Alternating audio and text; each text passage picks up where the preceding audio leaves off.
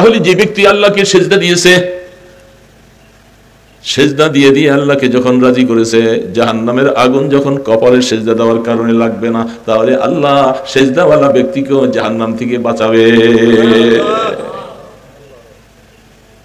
এই জন্য আল্লাহ রাব্বুল আলামিন বলে কদ আফলাহাল মুমিনুন, ওই মোমেন, ওই সমস্ত মোমেনরা তারা সফলতা অর্জন করেছে। আমি তাদেরকে সুসংবাদ দিয়ে দিলাম, এরা জান্নাতি হয়ে গেছে। জান্নাতি হবে তো মরার পরে, মরার পরে না। আল্লাহ পাক কোরআনে ঘোষণা দিয়ে দিয়েছেন আল্লাহ রাসূলের কাছে, যেই মোমেন, ওই মোমেনকে আমি সুসংবাদ পৌঁছে দিলাম, কদ আফলাহাল মুমিনুন, তারা কামিয়াব হয়ে গেছে, লাভবান হয়ে গেছে, তারা জান্নাতি হয়ে গেছে। কারা? আল্লাযীনা হুম ফি সালাতিহিম খাশিউন। সুবহানাল্লাহি ওয়া বিহামদিহি। আল্লাহর কোরআন যে কি মজা বাবা, কি বলবো। যারা খুব খুশু খুজুর সাথে আল্লাহ পাকের মহব্বত নিয়ে, আল্লাহ পাকের ভয় নিয়ে যারা নামাজটাকে আদায় করেছেন, সুবহানাল্লাহ, এরা জান্নাতি। এরা আল্লাহ পাকের তরফ থেকে তাদেরকে ঘোষণা দিয়ে দেন, এরা পাস। প্রথম কোরআনটা নাজিল হয়েছে এই 3-5টা আয়াতে, সর্বপ্রথম। সারা কোরআনে আরো কত আয়াত আছে না? কেন আল্লাহ পাক তাহলে সর্বপ্রথম যে ওহীটা নাজিল করলেন, যেটার মাধ্যমে রাসূলের নবুয়তের প্রকাশ হলো, তাহলে সে আয়াত 5টা কি বুঝছেন? এটা কি সাধারণ ব্যাপার? সারা কোরআনের সবকিছু হাকিকতের ভিতরে ঢুকে আছে। যে 30 পারা কোরআন শরীফ 23 বছরে আল্লাহ পাক নাজিল করলেন, যেটাতে এতদিন পর্যন্ত রাসূল কেউ বলে না, ওনাকে নবী কেউ বলে না। উনি এমনি বিশ্বাসী, আলামিন, দেশের মানুষ সবাই ভালোবাসে, চরিত্রবান মানুষ, আখলাকওয়ালা মানুষ, কেউ তাকে নবীও বলে না, এবং কারোর সাথে তার কোনো দ্বন্দ্ব নাই, কোনো মারামারি আছে, হিংসা বিদ্বেষ আছে সবাই। যখন এই আয়াতটা নাজিল হলো, সর্বপ্রথম সূরা আলাকের এই 5টা আয়াত নাজিল করলেন, তাহলে তখন থেকে নিয়ে দুশ্মনী শুরু হয়ে গেল। ব্যাপারটা কি? তাহলে এই আয়াতের মধ্যে কি হাকমত রয়েছে? বুঝেন নাই কথা বাবা? সেই আয়াতগুলোর হাকিকত কি? ইকরা বিসমি রাব্বিকাল্লাযী খালাক, খালাকাল ইনসানা মিন আলাক, ইকরা ওয়া রাব্বুকাল আকরাম, আল্লাযী আল্লামা বিল কলম, আল্লামাল ইনসানা মা লাম ইয়ালাম। সুবহানাল্লাহ। সমগ্র কোরআনের সারাংশ, নির্যাস ঢুকাই দিয়েছেন প্রথম ওহী দিয়া, যেটা প্রথম ওহী। এবং কোথায়? এরকম মানুষের মেলে বিশাল মানুষ একত্রিত করে এই কোরআনটা নাজিল করছে। বুঝার ব্যাপার, এগুলি হাদিসের মধ্যে আসছে তো অনেক কথা। এবং বুখারী শরীফের প্রথম বা হাদিসটা ওহীর বাব দিয়ে শুরু করেছেন ইমাম বুখারী রাহমাতুল্লাহ আলাইহি। বাবু কাইফা কানা ফুদুল ওহী, ওহীর বাব দিয়ে শুরু করেছেন। যে বুখারী শরীফ এত মকবুল কেন, এত গ্রহণযোগ্যতা কেন, এগুলির অনেক হিকমত আছে।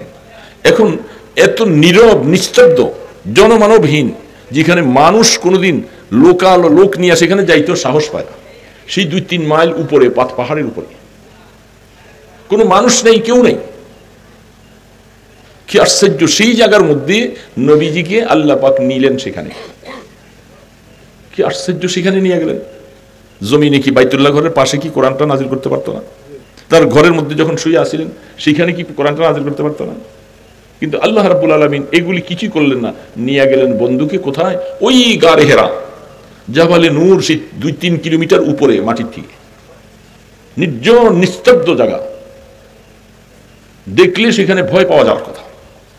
এখন হয়তো মানুষ কিছু উঠতেছে। 90 সালে প্রথম হজ করতে গিয়েছিলাম, ওই সময় চেষ্টা করে উঠছিলাম। সেখানে জনমানবহীন, ভয়ে আতঙ্ক লাগে। যেখানে আল্লাহ রসুল যে ধ্যানে ছিলেন, প্রথম ওহীটা যেখানে নাজিল হয়, সর্বপ্রথম যেখানে জিবরিলের সাথে তার পরিচয় হয়, তাকে চাপ দিয়া কোরআনটা দিয়ে দিলেন, এই নবুয়তের প্রকাশ শুরু হয়ে যায়, কোরআন একের পর এক আসতে শুরু করলেন। এটা ব্যাপারটা তো একটা সাধারণ কথা, ইমানদার। এবং সেদিন আল্লাহ পাক নির্বাচন করে এই 23-30 পারা কোরআন তো আল্লাহ পাকের কাছে লৌহ মাহফুজের মধ্যে প্রথম থেকে আছে, ছিল না? তো এই সমস্ত আয়াত থেকে এই আয়াতটা, এই সূরাটাকে কেন আল্লাহ নির্বাচন করলেন? 30 পারা কোরআনের থেকে প্রথমই সূরা আলাকের 5টা আয়াত কেন? এর ভিতরে কি রহস্য নিহিত রয়েছে? সেই সূরার মধ্যেও প্রথম জিবরিল রাসূলকে বারবার দেয়া বলে এ করা। আরে অপরিচিত মানুষ, কোনোদিন দেখি নাই, শুনি নাই, হঠাৎ করে এসে নির্জন জায়গার মধ্যে, তাও রাত্রিও সেখানে থাকে। আরে বাবা, আমরা তো হার্ট ফেল করে মরে যাওয়ার কথা, ঠিক না? সেই পাহাড়ের জনমানবহীন, তখন মানুষও তো ছিল না এত, আরব দেশে তখন মক্কার আশপাশে মানুষও কম। সেখান থেকে মক্কা শরীফ থেকে 3 কিলোমিটার পূর্ব দিকে যায় জাবালে নূর, সেখানে রসুল উঠলেন। কত কষ্ট করে উঠতে হয়, 1450 বছর পরে জুয়ানরা উঠতে যে হিমশিম খাই যায়, পা পিছলে পড়লে জীবনে আসা শেষ। সেখানে উঠছে, মাঝে মধ্যে আবার রসদ শেষ হয়ে গেলে নামেন। কতদিন ছিলেন? প্রায় সহি রাওয়ায়াত অনুযায়ী পাওয়া যায় 1 মাস ছিলেন। তিনি যে সেখানে আছেন কেউ জানেও না, মক্কার কোনো মানুষ জানে না, শুধু হযরত খাদিজা রাদিয়াল্লাহু তাআলা আনহা তিনি জানেন, স্বামী হিসাবে তিনি যে ওইখানে যান। তো সেইখানে তিনি যান নীরব, যেই গভীর রজনীতে রাত্রিবেলা সেখানে হার্টফেল করে মরে যাওয়ার কথা। ছোট্ট একটা জায়গা, আমাদের মসজিদে মেহরাবটা যেরকম, ওরকম গাড়ে হেরাটার মধ্যে এই মেহরাবের মতো দুইজন মানুষ দাঁড়াইতে পারে, দুইজন মানুষ বসতে পারে। সুবহানাল্লাহ। কেমনে পাহাড়টা কাইটা কুদরতওয়ালা এটা বানাইছেন, এটা আল্লাহ ভালো জানে। সেইখানে 1 মাস কোন কোন রাওয়ায়াতে লেখে, হাদিসের বর্ণনায় পাওয়া যায়, সমস্ত আসমানি কিতাবগুলি নাজিল হয়েছেন রমজান মাসে। কোনটা পহেলা রমজান, কোনটা দ্বিতীয় রমজান, কোনটা চতুর্থ রমজান, এইভাবে। আর আমাদের কোরআন নাজিলের সহি রাওয়ায়াত পাওয়া যায় সেটাও 24শে রমজান। অন্য আয়াতে বলেন ইন্না আনজালনাহু কুরআনা, আল্লাহ পাক কোরআন নাজিল করেছেন শবে কদরে, যেটা বলতেছেন। তো 24 তারিখ রমজানের অথবা 27 তারিখ 26 তারিখ দিবাগত রাত্রে প্রথম কোরআনটা আল্লাহ পাক নাজিল করলেন, তাও 5টা আয়াত, বেশিও নয় কমও নয়, এবং সারা কোরআনের অন্য কোনো আয়াতও নয়, সূরা আলাকের এই 5টা আয়াত। কেন বুঝতে পারছেন ব্যাপারটা? একটু বুঝে আসতেছে? এই 5টা আয়াত, আগে প্রশ্নটা বুঝছেন তো? এই 5টা আয়াত কেন? সারা কোরআনে আরো আয়াত ছিল না? এবং আরো বেশি আয়াত হতে পারতো না? বা আরো কম কি হতে পারতো না? এই কথাগুলো একটু সংক্ষেপে, একটু হালকা শুনুন, অসুবিধা হইতেছে নাকি? এবং সেই জিবরিল আলাইহিস সালাতু ওয়াস সালামকে রাসূল তার আগে কোনদিন দেখেন, শুনেনও নাই, বুঝেনও নাই। এখন নীরব নিস্তব্ধ জায়গার মধ্যে একজন আগন্তুক মানুষ আইসা, অপরিচিত মানুষ আইসা যখন আইসা আমাকে বলে যে একরা পড়েন পড়েন, আরে পড়া যে কি জিনিস এটা আমি জানিও না। রাসূল পড়া কি জিনিস এটা বুঝেনও না, জীবনে কোনোদিন শোনেনও নাই। আর আইসা ওই লোকটা এসে বলতেছে একরা আপনি পড়েন। রাসূল ঘাবড়ে গেছে, আমাকে পড়তে বলতেছে, কেমনে পড়ে সেটাও জানে না। রাসূল কি লেখাপড়া? রাসূল উম্মি যাকে বলা হয়, আনপড়, কোনোদিন দুনিয়ার কোনো মানুষের কাছে রাসূল পড়েন নাই। সেই আনপড় রাসূল তখন প্রথম বলতেছিলেন আমাকে যে আপনি পড়েন পড়েন বলেন, আমি তো পড়তে জানি না। মা আনা বিকারিন, আমি পড়তে জানি না। পড়তে জানেন না, বাস চলে যাওয়ার কথা না, যায় না। রাসূলকে ধইরা এমন জোরে একটা চাপ দিছে, ভয় পাওয়ার কথা, মরে যাওয়ার কথা। আরে আমাকে পড়তে বলতেছে, আশপাশে আমার কেউ নাই, বন্ধু নাই, বান্ধব নাই, কিছু নাই। এই লোকটা এসে আমাকে বলতেছে পড়েন, আর আমি বলতেছি আমি পড়তে পারি না। এই কথা বলার পরে আমাকে সাইডা দেয় নাই, বরং আমাকে ধরে এত জোরে চাপ দিছে, আমি মরে যাবো কোন অবস্থা। চাপ দিয়ে ছেড়ে দিছে, ছেড়ে দিয়ে চলে যায় নাই, বলে যে আবার বলতেছে পড়েন। রাসূল বলে আবার বলতেছে আমি পড়তে পারি না। দ্বিতীয়বার আবার চাপ দিচ্ছেন। হাদিসের মধ্যে স্পষ্ট লম্বা কথা যে আমার মনে হয় যেন আমার শ্বাস বন্ধ হয়ে যাচ্ছে, শরীরের হাড্ডিগুলি যেন মনে ভেঙে চুরমার হয়ে গেছে, আমাকে এত জোরে চাপ দিছে। দ্বিতীয়বার চাপ দিল, তাও আমি বলতেছি পড়তে পারি না। তৃতীয়বার আবার চাপ দিছে, চাপ দেওয়ার পরে 3বার বলার পরে 3বার রাসূল বললেন মা আনা বিকারিন, মা আনা বিকারিন, আমি পড়তে পারি না, আমি পড়তে জানি না, পড়তে পারি না। তাহলে একজন মানুষ অপারগ হলে এই লোকটাকে মজবুর করে, সে পারে না যখন, তার আর কি করবো, চলে যাওয়ার কথা। আল্লাহু আকবার, আল্লাহ পাকের কুদরতের প্রথম অবস্থাগুলি। তারপরে চতুর্থবারে বলতেছে ইকরা বিসমি রাব্বিকাল্লাযী খালাক, খালাকাল ইনসানা মিন আলাক, ইকরা ওয়া রাব্বুকাল আকরাম, আল্লাযী আল্লামা বিল কলম, আল্লামাল ইনসানা মা লাম ইয়ালাম। সুবহানাল্লাহ। এই 5টা আয়াত একসাথে জিবরিল আলাইহিস সালাম বললেন। রাহমাতুল আলম এতক্ষণ পারি না বলছে, এবার দেখি 5টা আয়াত বা সুন্দরভাবে রাসূল বলতে শুরু করলেন। সুবহানাল্লাহ। 5টা আয়াত কি বলতেছে? ইকরা বিসমি রাব্বিকাল্লাযী খালাক। ঈমানদার মুসলমান বাবাজি, পুরা মানুষের জিন্দেগীর মিশন কি কি হবে, মাওলার পরিচয় নেওয়ার জন্য কি দরকার, সবকিছু এই আয়াতের মধ্যে ঢুকে দিছে। তুমি পড়ো ওই প্রভুর নামে, এখনো প্রভুর কোনো পরিচয় নাই, গতকম্প নাই, কিছু নাই। ইকরা বিস্মে রব্বিকাল্লাযী শব্দটা আনছেন কি রব, কি আনছেন? রব কাকে বলে? আল্লাযী খালাক, যিনি তোমাকে বানাইছেন। বানানোর শব্দটা আসছে সৃষ্টিকর্তা, সৃষ্টিকর্তার মধ্যে রব শব্দটা আনছেন। আরো কত আল্লাহর নাম আছে, সেগুলি নয়, আনছেন কি রব। এবং তার পাশাপাশি আনছেন শব্দটা নাম, তার নাম, তার নাম, তার নাম রব, এবং যিনি আপনাকে বানাইছেন।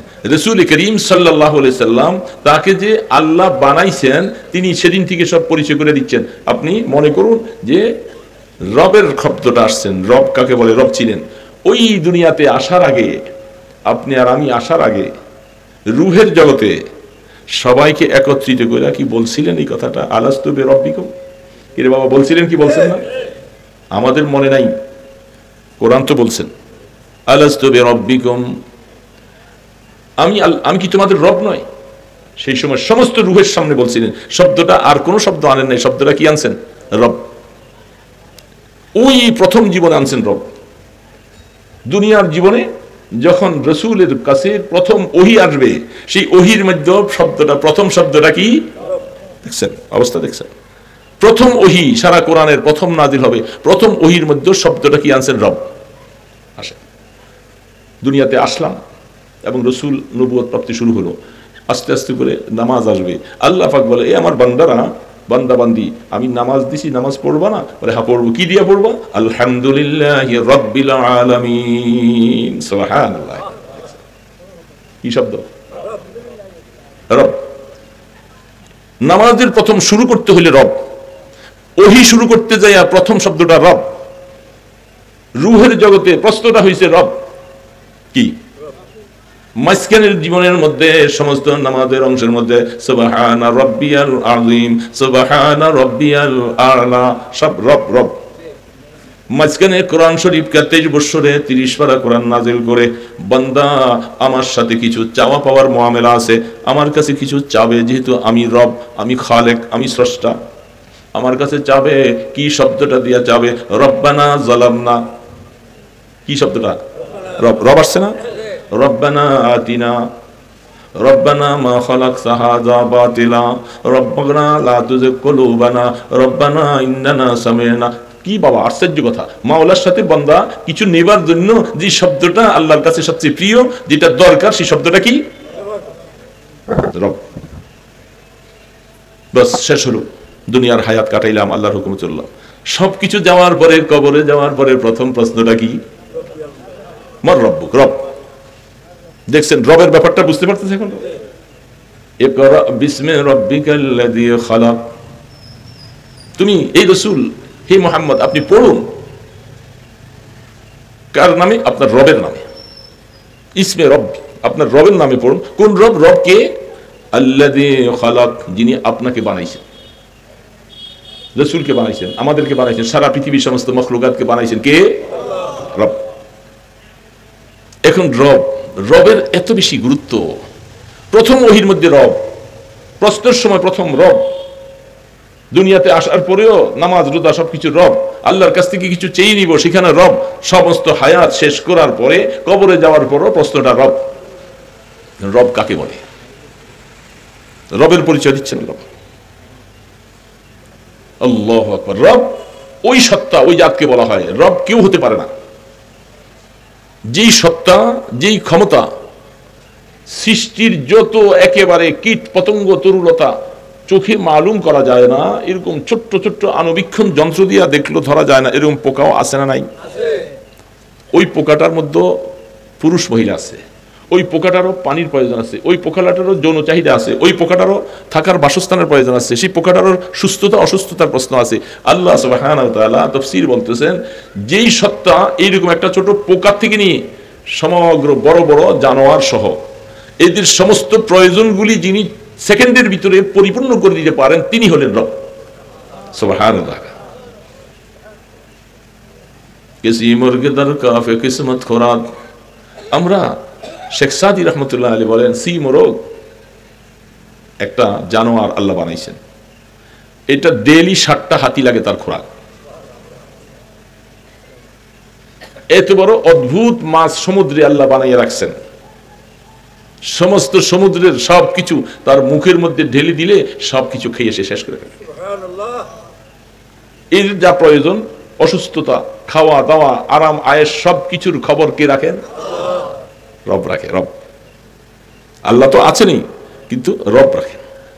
এই জন্য আল্লাহ সুবহানাহু ওয়া তাআলা প্রথম ওহীর মধ্যে সারা পৃথিবীর সমস্ত মানুষ যারা ঈমানদার হবে, ও আমার বন্ধু, আপনি যখন কালেমার দাওয়াত দিতে যাবেন, প্রথম লা ইলাহা ইল্লাল্লাহ তুফলিহুন, এই দুনিয়ার মানুষেরা তোমরা এক আল্লাহকে স্বীকার করো, তিনি ছাড়া কোনো মাবুদ নাই, তিনি রব তোমাদের সকলের, তাহলে তোমরা কামিয়াব হবে। তো সমস্ত মানুষ যখন তারা এই কলেমার ভিতরে আসবে আর ঢুকবে, তখন সেই কথা বুঝতে হবে আমাদের বানানেওয়ালা কেউ নাই, স্রষ্টা বলতে কেউ নাই, আমাদের লালন পালন কর্তার কেউ নাই, তিনি হলেন ইকরা বিস্মি রাব্বিকাল্লাযী আল্লাযী খালাক, যিনি বানাইছেন। তার বানানেওয়ালা সত্তা আর পৃথিবীতে কোনো জাত হতে পারে। ইকরা ওয়া রাব্বুকাল আকরাম, যে রবের কথা তোমাদেরকে এতক্ষণ বলছি, ওই প্রভুর নামে পড়ুন, যে রব সবচেয়ে সম্মানিত, তোমাদের সেজদা পাওয়ার যোগ্য। সেই রব তোমার জীবনের সব কিছুর সম্মান একমাত্র আল্লাহর জন্য। সেই মাওলাকে তুমি সম্মান দিতে পারলা না, তুমি সেজদা দিতে পারলা না, তুমি তার উপরে ঈমান আনতে পারলা না, তাহলে তুমি কিসের মানুষ আর কিসের আকল? তোমার আকল নাই, তুমি পাগল। আমি কথা সংক্ষেপ করে সামনে নিয়ে যাচ্ছি, কারণ এগুলার আলোচনা করলে অনেক কথা। ইকরা ওয়া রাব্বুকাল আকরাম, যিনি এত সম্মানিত। অন্য আয়াতে আল্লাহ পাক বলতেছেন মা কদারুল্লাহ হাক্কা কাদরি, এই মানুষ আসলে তোমরা মাওলাকে চিনো নাই, রবকে চিনো নাই, তার যে সম্মান হওয়া দরকার ছিল তোমরা সেই সম্মান দিতে পারো নাই। আল্লাযী আল্লামা বিল কলম, আল্লাহ পাক বলেন তোমাদেরকে দুনিয়ার জীবনে সম্মানিত করার জন্য আমি পৃথিবীতে কলম সৃষ্টি করেছিলাম। কি সৃষ্টি করেছি? প্রথম আল্লাহ পাক সৃষ্টির প্রথম আল্লাহ পাক বলতেছেন, হাদিসে কুদসি আছে, আমি প্রথম কলম বানাইছি। কলম, এখনো আর কিছু বানাই নাই, চন্দ্র নাই, সূর্য নাই, পৃথিবী নাই, মানুষ নাই, কিছু নাই, আমি বানাইছি একটা কলম, আমার এই কুদরতের কলম। সেই কলম বানাইছি, কোরআন শরীফে অন্য সূরার মধ্যে আছে, নুন ওয়াল কলামি ওয়া মা ইয়াসতুরুন, সূরা নুনের মধ্যে আল্লাহ পাক কলমের কসম খায়। এই কলমের কসম, যে কলম সমস্ত কিছু লিখছে, লেখনেওয়ালা কেউ নেই, কলমকে আল্লাহ আদেশ করেছে, কলম তুই লেখ। কলম বলে আমি কি লিখবো? আল্লাহ বলে কিয়ামত পর্যন্ত যা যা হবার আছে, কে আসবে দুনিয়ায়, কতদিন পরে আসবে, নারী কয়জন হবে, পুরুষ কয়জন হবে, রিজিক কি হবে, অসুস্থ কবে থাকবে, সুস্থ কবে হবে, রাষ্ট্রপতি কে হবে, প্রধানমন্ত্রী কাকে বাইর করে দেওয়া হবে, কে কি হবে, খাবে কি, কোথায় খাবে, কোথায় যাবে, কোথায় ঘুমাবে, এক কথায় সব কিছু তুমি লেখো। সুবহানাল্লাহি ওয়া বিহামদিহি, কলম লিখতেছে সব, লিখলো না কই।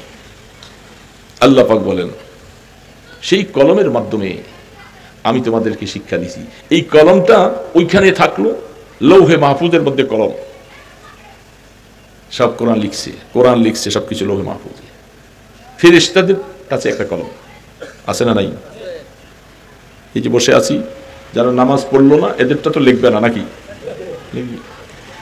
যে লোকটা মদ খায় তার এটাও, যে বেপরদা মহিলার সাথে সে জিনার মধ্যে লিপ্ত, সেটাও।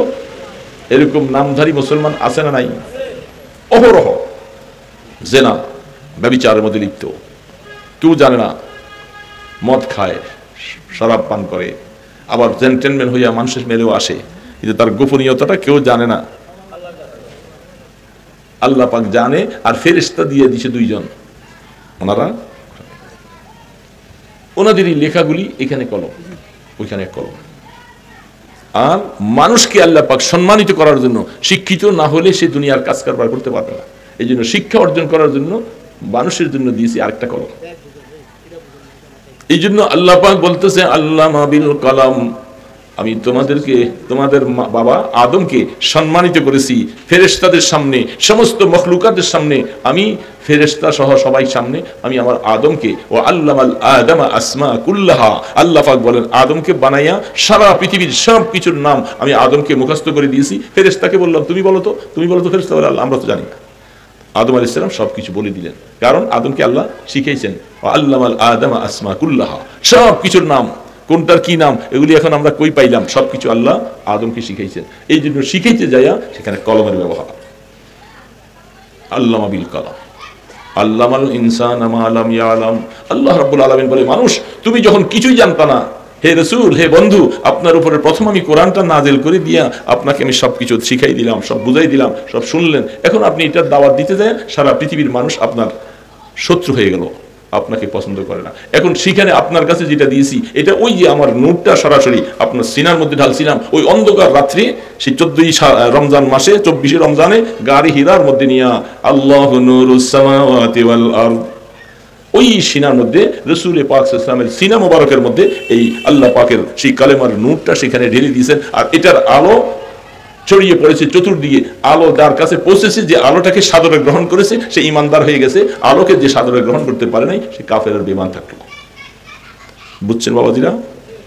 এটা একটা কথা কেন যেন চলে আসছে, এটা বললাম। সে কথা, ওই কারেন্ট চলে গেছে, এই জন্য নূর আসার কারণে আমি এদিকে আসতাম না। কিন্তু আমি ছোট্ট যে আয়াত পড়েছিলাম, ওটার উপর একটু কথা বলি, সংক্ষেপে শেষ করে দিব, রাত অনেক হয়ে যাচ্ছে। আমি পড়ছিলাম কদ আফলাহাল মুমিনুন। আল্লাহু আকবার। এই যে আমরা ইমানের কলেমাটা পড়েছি, এটা কিন্তু আমাদের সিনার মধ্যে একটা বিশাল নূর। এই নূরের প্রকাশ, নূরের পাওয়ারে আল্লাহ তাবারক ওয়া তাআলা আমাদেরকে মুসলমান ইমানদার বানাইছেন। সবার মধ্যে সেই নূর আছে না নাই? যিনি কলেমাটা পড়েছেন, যিনি নামাজ পড়েন, আল্লাহ পাক তার কপালে কুদরতি একটা নূর দিয়েছেন। এটা আল্লাহ না করুক, এই নূরওয়ালা মানুষটা গুনার কারণে কিয়ামতের ময়দানে তওবা করে না যাওয়ার কারণে যদি শাস্তি ভোগ করে জাহান্নামে যাইতে হয়। হাদিসের মধ্যে স্পষ্ট আছে, যখন জাহান্নামে গুনাহগার মুসলমানেরা শাস্তির জন্য জাহান্নামে ফেলে দেওয়া হবে, তারা এই যে কপালের মধ্যে যে নূর আছে, সেজদা দিছিলেন, এই জায়গাটার মধ্যে আগুন লাগবে না। হাদিসের মধ্যে আছে শেষে, এইখানে আগুন লাগবে। বুঝছেন ব্যাপারটা? তাহলে যে ব্যক্তি আল্লাহকে সেজদা দিয়েছে, সেজদা দিয়ে আল্লাহকে যখন রাজি করেছে, জাহান্নামের আগুন যখন কপালের সেজদা দেওয়ার কারণে লাগবে না, তাহলে আল্লাহ সেজদাওয়ালা ব্যক্তিকেও জাহান্নাম থেকে বাঁচাবে। এই জন্য আল্লাহ রাব্বুল আলামিন বলে, কদ আফলাহাল মুমিনুন। ওই মোমেন, ওই সমস্ত মোমেনরা, তারা সফলতা অর্জন করেছে। আমি তাদেরকে সুসংবাদ দিয়ে দিলাম, এরা জান্নাতি হয়ে গেছে। জান্নাতি হবে তো মরার পরে না? আল্লাহ পাক কোরআনে ঘোষণা দিয়ে দিচ্ছেন আল্লাহ রাসূলের কাছে, যেই মোমেন, ওই মোমেনকে আমি সুসংবাদ পৌঁছে দিলাম, কদ আফলাহাল মুমিনুন। তারা কামিয়াব হয়ে গেছে, লাভবান হয়ে গেছে, তারা জান্নাতি হয়ে গেছে। কারা? আল্লাযীনা হুম ফি সালাতিহিম খাশিউন। সুবহানাল্লাহি ওয়া বিহামদিহি। আল্লাহর কোরআন যে কি মজা বাবা, কি বলবো। যারা খুব খুশু খুজুর সাথে, আল্লাহ পাকের মহব্বত নিয়ে, আল্লাহ পাকের ভয় নিয়ে যারা নামাজটাকে আদায় করেছেন, সুবহানাল্লাহ, এরা জান্নাতি। এরা আল্লাহ পাকের তরফ থেকে তাদেরকে ঘোষণা দিয়ে দেন, এরা পাস, অটো পাস। এখনো ইলেকশন নাই, আগে ঘোষণা হয় না। আল্লাহ পাক বলে, আমি তো, তোরা দুনিয়ার মধ্যে এগুলি কি করবি? আমি আল্লাহই তো আমার বান্দাকে আগাম সংবাদ পৌঁছে দিছি, তোরা জান্নাতি হয়ে গেছস, নিশ্চিন্ত হয়ে যা। আয়াতের মধ্যে প্রায় 6টা গুণ আছে। এখানে প্রথম গুণটা আল্লাহ পাক বলছেন, আল্লাযীনা হুম ফি সালাতিহিম খাশিউন। যারা আল্লাহ পাকের হুজুরে নিয়ে নামাজের মধ্যে, এই খুশু খুজুর তাফসীর ব্যাখ্যা অনেক কথা আছে, সংক্ষেপে 2টা কথা বলি, শেষ, আর কথা যাব না, কথা সামনে বাড়তেছে অনেক আছে। আল্লাযীনা হুম ফি সালাতিহিম খাশিউন, আমাদের মধ্যে খুশু খুজু একটা শব্দ আছে না, একটা শিন আর একটা দোয়া দিয়া, খুশু খুজু। খুশু শব্দের অর্থ হলো নামাজটা পড়বার সময় দিলটা আল্লাহর দিকে থাকা। কার দিকে থাকা? আমাকে আল্লাহ দেখতেছেন, আল্লাহ পাকের মহব্বত আজমত নিয়ে আল্লাহকে সেজদা করা। মন কোনো দিকে ছুটে গেলে যেমন ফিরে আসে, ব্যাখ্যা গেলাম। আর খুজু নামাজের মধ্যে ফি সালাতিহিম কানিতুন, কানেত শব্দের অর্থ হচ্ছে নামাজের মধ্যে অঙ্গগুলি স্থির রাখা। অনর্থক চুলকানি, খাদ্জানি ইত্যাদি, হাত নাড়াচাড়া এগুলি করে না, খুব ধীরস্থির ভাবে নামাজ পড়তে থাকে। বহু মানুষ আছে নামাজের মধ্যে এখানে চুলকায়, ওখানে খাদ্জায়, ওখানে কাপড় ধরে, এখানে টানে, এই করে। এগুলি করলে খুশু খুজু থাকলো না, নামাজ নষ্ট হয়ে গেল। নামাজটা এমন ভাবে সে পড়বে যেন, যেহেতু আল্লাহ আমাকে দেখতেছেন, আমি তো আল্লাহকে দেখতেছি না, কিন্তু আল্লাহ আমাকে দেখতেছেন। ওই যে হাদিসের মধ্যে, ইহসানের হাদিস, জিবরিল আলাইহিস সালাম বাইতুল্লাহ ঘরের সামনে আইসা রাসূলের সামনে হাঁটুর সাথে হাঁটু লাগাইয়া তখন প্রশ্ন করেছিলেন মাল ইহসান, তিনটা প্রশ্ন করেছিলেন। সেই প্রশ্নের মধ্যে এটা হলো আনতা আবুদাল্লাহা কাআন্নাকা তারাহ, ইবাদত নামাজ এইভাবে করো যেন আল্লাহকে তুমি দেখতে পাও। ফাইল্লাম তাকুন তারা ফাইন্নাহু ইয়ারাক, হ্যাঁ তুমি জানো যে এই চক্ষু দিয়া দেখা যাবে না, তবে ইয়াকিন করো আল্লাহ তোমাকে দেখতেছে। তো যেহেতু আল্লাহ আমাকে দেখতেছে, তাহলে আমি নামাজের মধ্যে যখন দাঁড়াবো আমার শরীরটা স্থির থাকবে, খুব আদবের সাথে ইতমিনানের সাথে নামাজ পড়বো, রুকু করব, সেজদা করব। আমি উঠা বসা করতেছি যে খুব সানজিদিগের সাথে, ভদ্রতার সাথে। আইসা ধুমধাম করে দুইটা একটা সেজদা দিয়া পাগলের মতো জুতাটা কানা ফেলাইয়া দেয়া দাঁড়াই নামাজের মধ্যে, না, এটা না। এক রাকাত পাওয়ার জন্য আমাকে এই ব্যস্ত হতে নিষেধ করেছে। একটা রাকাত পাওয়ার জন্য করে না এরকম, এই দূরে যে রুকুটা ধরবে এই রাকাতটা পেয়ে যাবো। তোমার এক রাকাত ছুটে গেছে, দাও, অসুবিধা কি? তুমি জুতা এক পাশে রাখো, সুন্দর মতো আইসা নিয়ত করে দাঁড়াও, তারপরে রুকুতে যাও, সেজদা করো ইতমিনানের সাথে। এটা হলো আল্লাযীনা হুম ফি সালাতিহিম খাশিউন। এই খাশিউর মধ্যে খুশু খুজু দুইটা ওয়ালা নামাজ। এরকম নামাজ যখন হবে আল্লাহ পাক বলে তোরা কামিয়াব হয়ে গেছো, তোরা জান্নাতি হয়ে গেছো। এই জন্য দোস্তরা, বন্ধুরা, মুরব্বীরাই এখানে বেশি আছেন, আল্লাহর শুকর। আমরা এই সংক্ষেপে কয়েকটা কথা বললাম। আল্লাহর সাথে আমাদের সম্পর্কটা কেমন হবে? রব তিনি আমার জীবনের সর্বক্ষেত্রে। রবকে আমি যদি ভুলে যাই, আমার সব বরবাদ হয়ে যাবে। রবের সাথে তাল্লুক থাকবে, সম্পর্ক থাকবে, ঘনিষ্ঠতা থাকবে, তার ইবাদতগুলি করব হুজুরি কলবে। হযরত ওমর ফারুক রাদিয়াল্লাহু তাআলা, এই কথাটা হঠাৎ করে মনে বলছি, একটু কথা বলে শেষ করে দিই, একটু শুনবো তো নাকি? কথাটা মনে আসছে হঠাৎ। ওমর ফারুক রাদিয়াল্লাহু তাআলা তিনি যখন খলিফা মানে প্রধানমন্ত্রী, তখন ওই জামানার প্রধানমন্ত্রীকে কি বলা হইতো? খলিফা। উনি প্রধানমন্ত্রী হওয়ার পরে রাত্রে ছদ্মবেশে ঘুরে ঘুরে দেখতেন কে কি অবস্থায় আছে। একটা ঘরের পাশে দিয়ে যাইতেছেন, দেখে যে ওই ঘরের মধ্যে কিছু বাচ্চারা কাঁদতেছে, মা মা বলে চিৎকার হচ্ছে, মা সান্ত্বনা দিতেছে, কান্না থামে না। তিনি বাহিরের থেকে যেয়ে বলতেছেন, এই ঘরের মধ্যে কে? একজন মহিলা আওয়াজ দিলেন, আপনি কে? বলে, আমি একজন মুসাফির। আপনার ঘরে কি সমস্যা, অসুবিধা? বাচ্চা কাঁদতেছে। বলে, আমার স্বামী নাই, এই বাচ্চাগুলি এতিম, আমি বিধবা, খাবার নাই ঘরে, এই বাচ্চাগুলি না খেয়ে কষ্টই, ঘুম আসতেছে না, আমি তাদেরকে সান্ত্বনা দিতে পারি না, এই অবস্থায় আছি।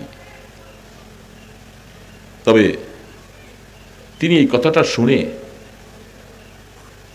শরীর থরথর করে কাঁপতেছে। আমি প্রধানমন্ত্রী, আর আমার অধীনে এতিম বাচ্চারা না খেয়ে রাত্রে ঘুম দিতে পারে না। কিয়ামতের ময়দানে কি জবাব দিব আল্লাহর কাছে? কঠিন অবস্থা হবে। আল্লাহ পাক তো আমাকে ছাড়বেন। যত নামাজ পড়ি, যত রোজা করি, কিন্তু এই হকের কারণে জাহান্নামে যাওয়া লাগবে, কোনো সন্দেহ নেই। হাজার নামাজ পড়লেও দৌড়ে গেছে, জয়া বাইতুল মালের চাবি খুলতেছে, খাদেমকে সাথে নিয়ে গেছে, গোলামকে, গোলাম আসো, এই আটার বস্তাটা আমার মাথায় উঠাও। খলিফাতুল মুসলিমিন, আপনি কি বলতেছেন? আটার বস্তাটা আপনার মাথায় উঠাও, আমি আসি না। বলে না যে আমার মাথায় দাও। কয়েকবার বলার পরে গোলাম বলে, এটা কোন কথা হলো? আপনি রাষ্ট্রপতি, আপনি আমি থাকতে আটার বস্তা আমি কোথায় নিতে হবে আপনি বলেন? বলে না, তুমি এটা আমার মাথায় উঠাইয়ে দাও, আমার সাথে আসো। কয়েকবার বলার পরে গোলাম বারবার পিড়াপিড়ি করতেছে, পরে শেষ পর্যন্ত বলতেছে, এই গোলাম শোন, এই দেশের খলিফাকে তুই না আমি? বলে আপনি। যদি এই দেশের মধ্যে যদি কোনো মানুষ না খেয়ে থাকে, কষ্ট পায়, বিচারটা কিয়ামতের ময়দানে আল্লাহ কি তোরে জিজ্ঞাসা করবে না আমাকে জিজ্ঞাসা করবে? বলে আপনাকে। বলে তাহলে আটার বস্তাটা আমার মাথায় উঠিয়ে দিই। গোলাম যুক্তিতে হাইরা গেল, জবাব দিতে পারলো না। খলিফাতুল মুসলিমিন আটার বস্তাটা মাথায় নিয়ে, গোলাম সাথে নিয়ে ওই বিধবা মহিলার বাড়িতে যে আটার বস্তাটা ফেলে বলছে, তাড়াতাড়ি চুলে আগুন জ্বালাও, আগুন জ্বালাও, রুটি বানাও, বানাইয়া এই বাচ্চাগুলাকে খাও। এই বাচ্চাগুলি রাত্রে কাঁদছে, আমি তাদের কান্না শুনছি, আমি তাদের মুখে একটু হাসি দেখে দিতে চাই। তখন মহিলাটা পর্দার ভিতরে বলতেছে, আল্লাহ ওমর ফারুককে খলিফা না বানাইয়া যদি আল্লাহ আপনাকে খলিফা বানাইতো? বিধবাদের খবর যে দেয়, আপনার মতো লোকটাকে মদিনার গভর্নর খলিফা বানানোর দরকার ছিল, ওমর ফারুককে খলিফা না বানাইয়া। কথা এই পর্যন্ত শেষ হলো। খলিফাতুল মুসলিম বলে, তুমি আগামীকাল ওমর ফারুকের দরবারে যাইবা, যাইয়া তোমার হালাতটা তুমি বুঝাইয়া বলবা, সেখান থেকে তোমার বিধবার ভাতা মঞ্জুর করে দেওয়া হবে। পরের দিন মহিলা এতিম বাচ্চাগুলি রেখা খলিফাতুল মুসলিমিনের দরবারে গেছে, যাইয়া দেখে যে যেই লোকটা রাত্রিবেলা আটার বস্তা নিয়ে আসছে তিনি দেখি খলিফা। সুবহানাল্লাহ। মহিলা চোখের ভিতরে বলছে, আমি তো বুঝি নাই, আমি চিনি নাই, যে আমি মনে করতেছিলাম যেহেতু সারা শুনছি খলিফাতুল মুসলিমিন ওমর ফারুক মানুষের এত খবর রাখে, তো আমার খবর তো কেউ নিল না, এই জন্য বলছিলাম খলিফা ওমর না হইয়া আপনি হলে ভালো ছিলেন, আপনি যে সেই লোক, আল্লাহ এই জন্য আসলে আপনাকে খলিফা বানাইছেন। এই এতিম গরিবদের বলে এটা তোমার উপরে আমার এহসান না, বরং তোমার হক আমার উপরে, যেহেতু রাষ্ট্রপ্রধান হলে এই সমাজের মধ্যে একটা কুকুরও যদি না খেয়ে মরে, কিয়ামতের ময়দানে আল্লাহর কাছে আমাকে এটারও জবাব দিতে হবে। এখন আমাদের দেশের রাষ্ট্রপ্রধানরা জনগণের সম্পদ অর্থ লুটতরাজ করে সব নিয়ে চলে গেছে। আর তুমি যদি নামাজ পড়ো, তাহাজ্জুদ পড়ো, 14 বার হজও যদি করো, মনে রাখো এর কারণে জাহান্নামে যাওয়া লাগবে, কোনো সন্দেহ নাই। এরকম দায়িত্ব যারা আদায় করতে পারবেন এরাই আইসেন ক্ষমতায়, আর নতুবা লম্বা লম্বা কথা বলেন না, জাহান্নামে যাওয়ার জন্য তৈরি হয়ে থাকেন। মনে রাখবেন, আস্তাগফিরুল্লাহাল্লাযী লা ইলাহা ইল্লা হুয়াল হাইয়ুল কাইয়্যুম, আস্তাগফিরুল্লাহাল্লাযী লা ইলাহা ইল্লা হুয়াল হাইয়ুল, আস্তাগফিরুল্লাহাল্লাযী লা ইলাহা ইল্লা হুয়াল হাইয়ুল, লা হাওলা ওয়ালা কুওয়াতা ইল্লা বিল্লাহিল আলিয়্যিল আযীম। আল্লাহুম্মা সাল্লি আলা মুহাম্মাদ ওয়া আলা আলিহি ওয়া আসহাবিহি ওয়া বারিক। আল্লাহুম্মা সাল্লি আলা মুহাম্মাদ ওয়া আলা আলিহি ওয়া আসহাবিহি ওয়া বারিক ওয়া সাল্লিম। আলহামদুলিল্লাহি রাব্বিল আলামিন, والصلاة والسلام على أشرف الأنبياء والمرسلين. يا حي يا قيوم برحمتك نستغيث أصلح لنا شأننا كله ولا تكلنا إلى أنفسنا طرفة عين. আল্লাহ, অনেক রাত্র হয়ে গেছে আল্লাহ, এই বুড়া লোকগুলি বসে আছে আল্লাহ, দাড়ি পাইকা গেছে, কমজোর হয়ে গেছে আল্লাহ, এই লোকগুলি এখনো এত রাত্র কেন বসে আছে?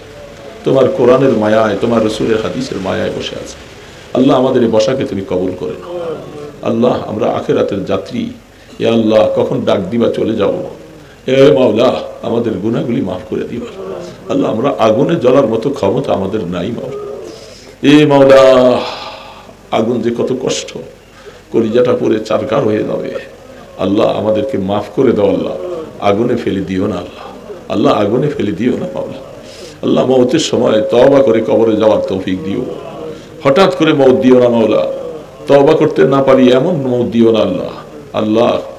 মওতের ডাক দেওয়ার আগে কিছু আগে আমাদেরকে তওবা করার পরিবেশ দান করে দিও আল্লাহ, যেন ঈমান নিয়ে কবরে যেতে পারি আল্লাহ। যদি ঈমান নিয়ে কবরে যাওয়া যায় আর কোনো চিন্তা থাকবে না মাওলা আল্লাহ। তোমার জান্নাতের কথা সারা জীবন শুনলাম আল্লাহ, দয়া করে আমাদেরকে জান্নাতুল ফেরদাউসের মালিক বানাইয়া দিও আল্লাহ। মানুষের কত হক না যেন আমাদের উপরে আছে আল্লাহ, এই হকের কথাগুলি আমাদের স্মরণ করাই দিও, আমরা যেন মানুষের হক আদায় করে দুনিয়ার থেকে যেতে পারি আল্লাহ। কারো হক আমাদের উপরে রাখা অবস্থায় মওতের ডাক দিও না মাওলা আল্লাহ। তোমাকে রব হিসাবে নিজেদের জীবনের সর্বক্ষেত্রে মানবার তৌফিক দাও আল্লাহ। কবরে যাওয়ার পরে রব নিয়ে যখন প্রশ্ন হবে আল্লাহ, সেদিন জবাব দেওয়া আমাদের জন্য সহজ করে দিও আল্লাহ। ইয়া আল্লাহ, আমল নামাটা ডান হাতে দিও আল্লাহ, হিসাবের কড়াকড়ি করেন না মাওলা আল্লাহ। আপনার হাবিবের সুপারিশ নসিব করে দিয়েন, হাউজে কাউসার নসিব করে দিয়েন আল্লাহ। যারা মাহফিলের আয়োজন করেছেন আল্লাহ, সবাইকে গুনাহ খাতা মাফ করে দাও আল্লাহ। সকলকে আপনি হায়াতে তাইয়্যিবা দান করেন ইয়া আল্লাহ। এলাকার ঘরে ঘরে নামাজি বানিয়ে দেন আল্লাহ। আমাদের ছেলে মেয়ে বিবি বাচ্চা সবাইকে দিনদার বানিয়ে দেন। সন্তানের জন্য আল্লাহ আমাদের মায়া লাগে আল্লাহ, তাদেরকে তুমি জাহান্নামের পথ থেকে ফিরে রাখো আল্লাহ। আমরা যখন কবরে চলে যাব এই সন্তানগুলি যেন আমাদের জন্য দোয়া করতে পারে তৌফিক দিও আল্লাহ। ইয়া আল্লাহ, আমাদের দুরুদ ও সালামের হাদিয়া সোনার মদিনায় পৌঁছে দাও আল্লাহ। আপনার হাবিবের রওজা আথারে আমাদের সালামগুলি পৌঁছে দাও আল্লাহ। ইয়া আল্লাহ, আপনার ইসমে আজমের উসিলায়, আপনার হাবিবের কদম মোবারকের উসিলায় আমাদের দোয়াগুলি কবুল ফরমাও। সাল্লাল্লাহু তাআলা আলা খায়রি খালকিহি মুহাম্মাদিন ওয়া আলা আলিহি ওয়া আসহাবিহি আজমাইন বিরহমাতিকা ইয়া আরহামার রাহিমিন।